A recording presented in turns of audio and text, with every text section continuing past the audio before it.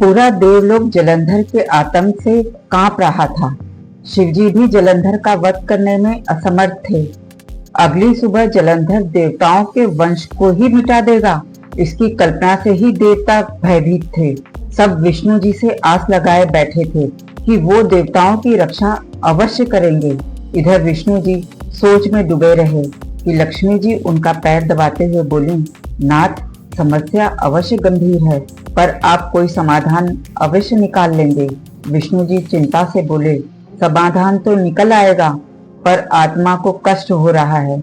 बहुत बड़े धर्म संकट में हूँ।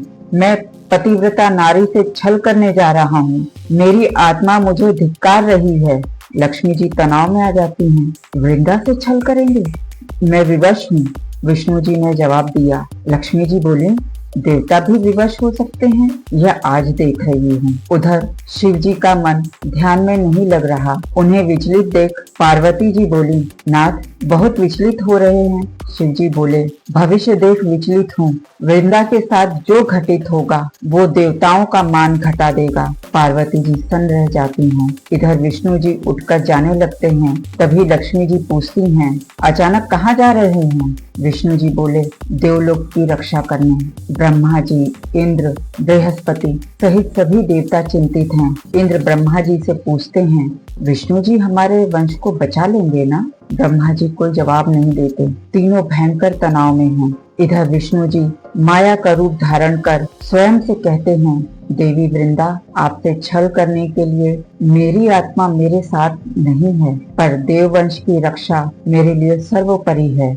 मेरे इस पाप के लिए मुझे क्षमा कर देना। वृंदा जलंधर की प्रतीक्षा कर रही है। तभी विष्णु जी जलंधर का रूप धारण कर वृंदा के सामने पहुंच जाते हैं। विष्णु जी बोले, प्रिय, देवलोक पर कब्जा कर लिया। इतना सुनते ही वृंदा की खुशी का ठिकाना नहीं रहता। वो विष्णु जी को जलंधर समझ गले लगा लेती है। विष्णु जी वृंदा को गले लगाते हुए तनाव में आ जाते हैं। अपनी आत्मा को कुचल वो वृंदा को गले लगा लेते हैं। विष्णु जी की आंखों में आंसू हैं। वृंदा के कंधे पर आंसू की एक बूंद टपकती है।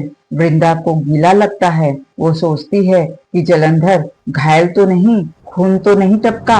वो विष्णु जी से यानी जलंधर के सीने से दूर होकर जलंधर के चेहरे को देखती है और पूछती है, आपकी आंखों में आंसू? तभी विष्णु जी जलंधर के रूप को छोड़ अपने असली रूप में आते हैं और वृंदा के चरणों में हाथ जोड़ बैठ जाते हैं।